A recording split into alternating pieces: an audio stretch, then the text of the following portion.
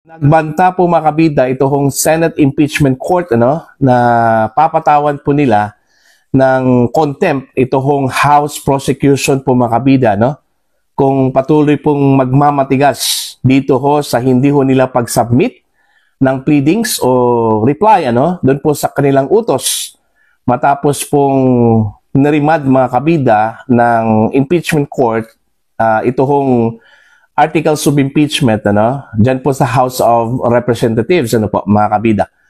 Ito po yung sinabi po ng spokesperson mismo ng impeachment court na si Attorney Reginald Tungol matapos pong lumipas ang ilang araw po mga kabida matapos matanggap ng House ito hong articles of impeachment.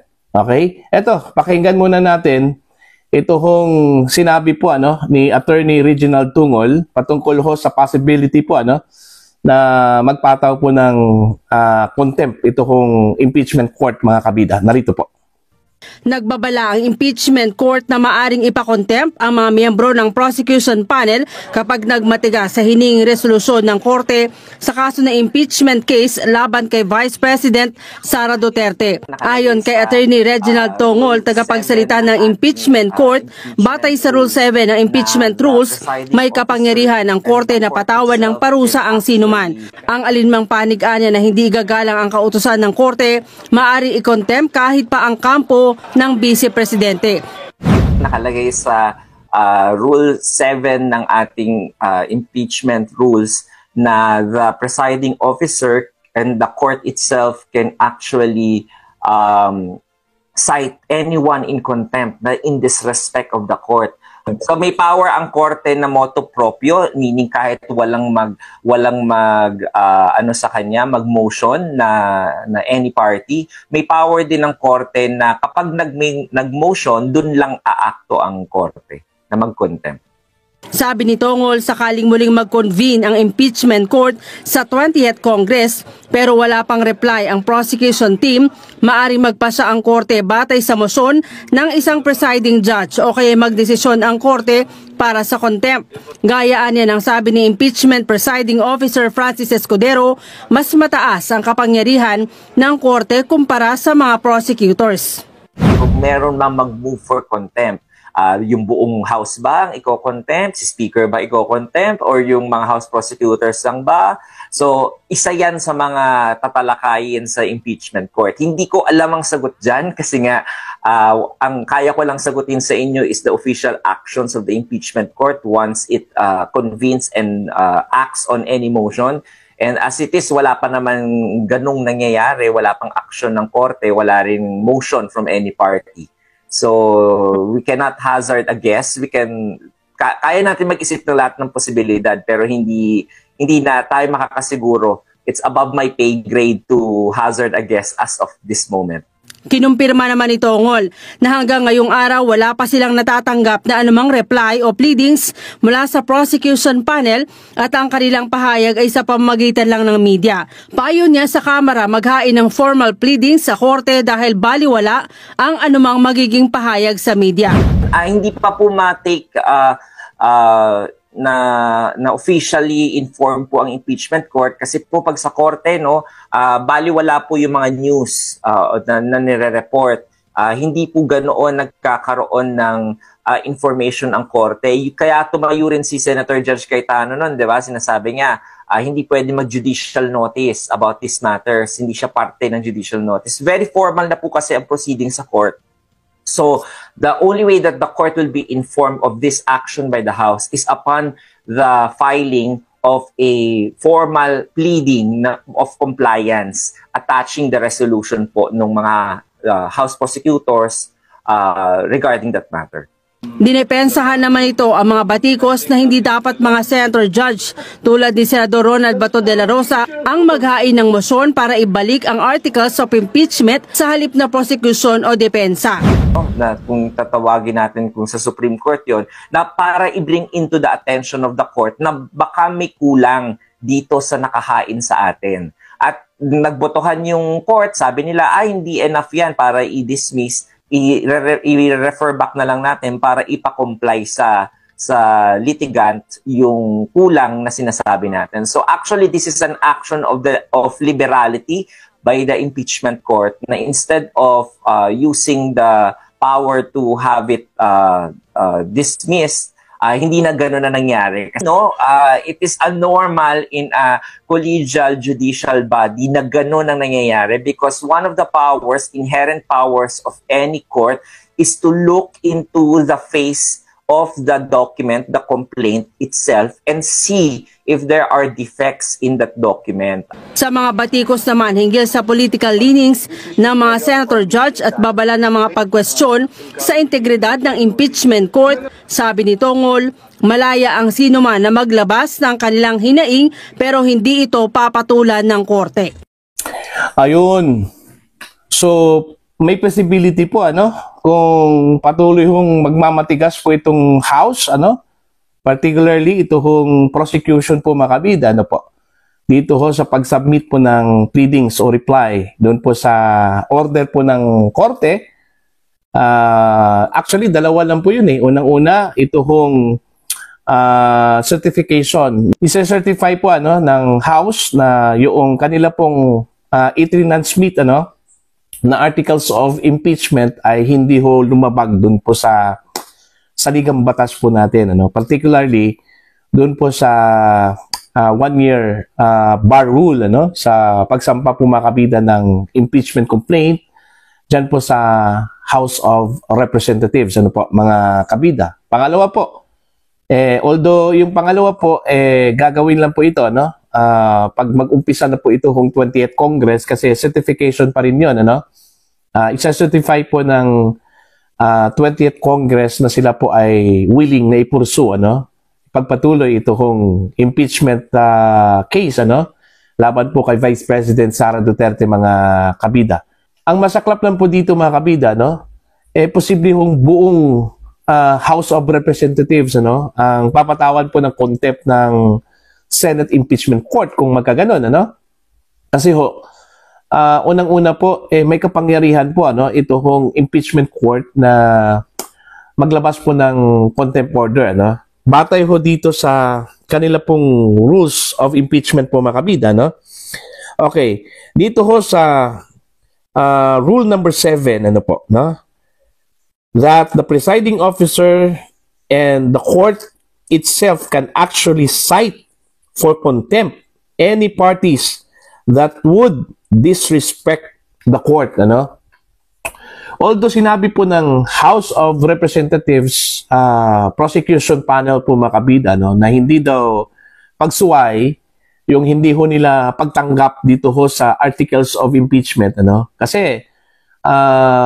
may motion kasi ito hong House of Representatives during the last day of the session ng 19th Congress na hindi muna tatanggapin ng House of Representatives mga kabida ito hong articles of impeachment dahil ho kailangan muna nila ng explanation mula sa impeachment court. Matakin nyo humingi pa po ng explanation. Ang tanong po dyan, sino ba sila na humingi po ng explanation sa korte mga kabida? Ang korte pa mag-explain patungkol po dito? Okay? May nabasa kasi ako mga kabida, na iginigiit daw nitong House prosecution, na bakit daw ganito na magkapantay lang man daw ito hong House at saka Senado, mga kabida. 'Di ba? Pero sa aking pagkakaalam po, hindi ho magkapantay yan eh. Kasi unang-una po, kung Senado at saka House, yun, magkapantay yun as legislative bodies, Pero iba ang sitwasyon po ngayon eh. Kasi po, ang Senado po mga kabida ay converted na po bilang impeachment court. At saka ang House of Representatives ay magsisilbi bilang prosecution or prosecutors, mga kabida. So, paano ho magkapantay yung dalawa? Korte ang isa, tapos prosecutor ang isa, Hindi talaga magkapantay, tatalima, susunod talaga sa utos ito hong prosecution. Okay? Doon po sa korte. Okay? Kaso lang po, ang nangyari, unang-una po, hindi ho nila tinanggap. Anong ibig sabihin po niyan? Okay? Isa hong paglabag, hindi ho pagsunod sa utos, mga kabida. Disrespectful. Okay? Yung ginawa ho mga kabida ng House of Representatives. Okay? Simple lang po yung hiningi po eh. Pag-submit po ng pleadings o reply. Ganun lang po yun. Pero ilang araw na pong lumipas po mga kabida, no? Walang reply na natanggap, walang sagot na natanggap ito hong impeachment court. Kaya, naglabas po ng statement ito hong impeachment court, ano? Sa pamamagitan po ng kanila hong spokesperson na kung magpapatuloy na sumuway ito hong prosecution or di kaya ito hong House of Representatives, baka mapilitan pong maglabas po ng contempt order, no? Ito hong impeachment court laban ho sa kanila, mga kabida. Remember, isa po sa mga kini-question po mga kabida nito pong House prosecution, ito hong pag-remand ano, ng impeachment court sa articles of impeachment, ano? Kasi ho, wala daw karapatan ito hong impeachment court, ito hong mga judges na mag-motion. Kasi ho, yung motion daw, dapat gawin daw mga kabida either ng prosecution or ng defense, ano? Katulad ho ng mga proceedings, ano, dyan po sa regular courts, mga kabida, yung judicial courts, ano? Okay? Ganun daw yun eh. Pero ito po yung sagot, mga kabida, no, ni Attorney Tungol, okay, sa kanya hong pahayag, ano po. Ito, babasahin ko lang po, mga kabida, no. The court has the power to act motu proprio, meaning even if no party makes a motion, the court also has the power to act only when there is a motion, the court will act in contempt. Ayan, said Tungol in Filipino, mga kabida, no? So malinaw po, may motu proprio power po, ano? Ibig sabihin, they can act even without a motion coming from both parties. Okay? So pwede ho silang umakto kung halimbawa, doon po sa ginawa po ni Senator Bato de la Rosa, mga kabida, no? Na siya mismo yung nag-motion, ano, na ibalik doon po sa House of Representatives ito pong articles of impeachment. Okay? Kahit na po, dapat ang gumawa po nun, mga kabida, ito kung defense, ano? Pero meron po silang kapangyarihan eh, according to the rules. Okay? Na they can act motu proprio. Ibig sabihin, kahit na po kahit na walang magsabi po sa kanila. Okay? They can still act because they have the power to act motu proprio, mga kabida. Yun ang hindi ho naintindihan po ng prosecution. Okay? Kaya nga, unique itong unique itong impeachment court eh. Okay? The term itself unique. Wala hong katulad po, mga kabida, no? Kahit na sa mga regular courts, hindi po ganun eh. Iba ang impeachment court. They can act itself, mga kabida, no? Within the bounds of the rules. Yun yung malinaw po, ano?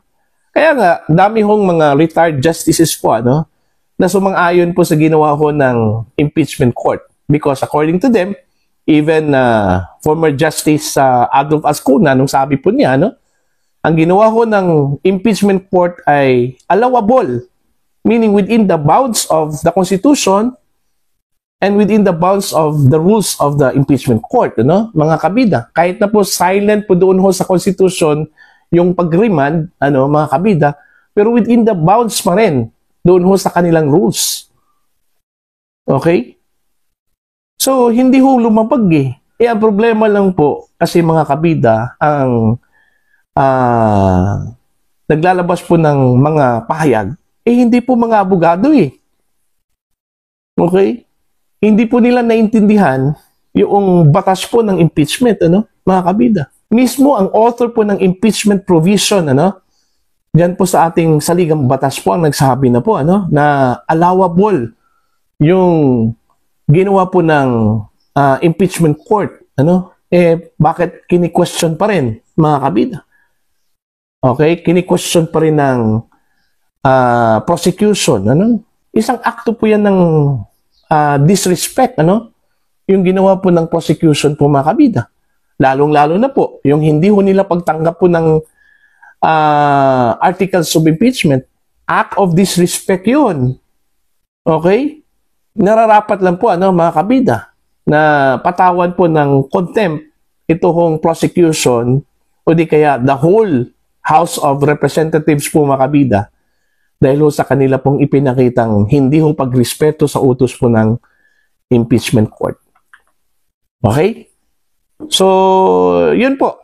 Nag-aantay po ang impeachment court. Kailan po sila mag-submit po doon ho sa kanila pong reply, mga kabida, no? Okay? Baka po ito po yung magiging dahilan po, kung bakit po maibasura po itong kaso po ni VP Sara dyan po sa impeachment court po, mga kabida. Hindi ho pwedeng mangyalam dito, ito hong Korte Suprema. Unless, kung meron pong question doon ho sa kanila pong rules. Okay? Kasi pag question of laws o question of rules, mga kabida, pwede hong mangialam ang Korte Suprema po dito, pero pagdating ho sa execution po, mga kabida, ng impeachment court, hindi po pwede kasi malinaw po sa saligang batas po natin, na ito hong mga senator po natin, mga senador, ay the sole judges po, dito ho sa impeachment case, po, laban ho sa impeachable officer po, kagaya ho ni Vice President Sara Duterte, mga kabida. Okay? So, yun lang po, para po sa inyo, po ang inyong pananaw at opinion ho dito, mga kabida. Dito ho sa hindi ho pagsunod at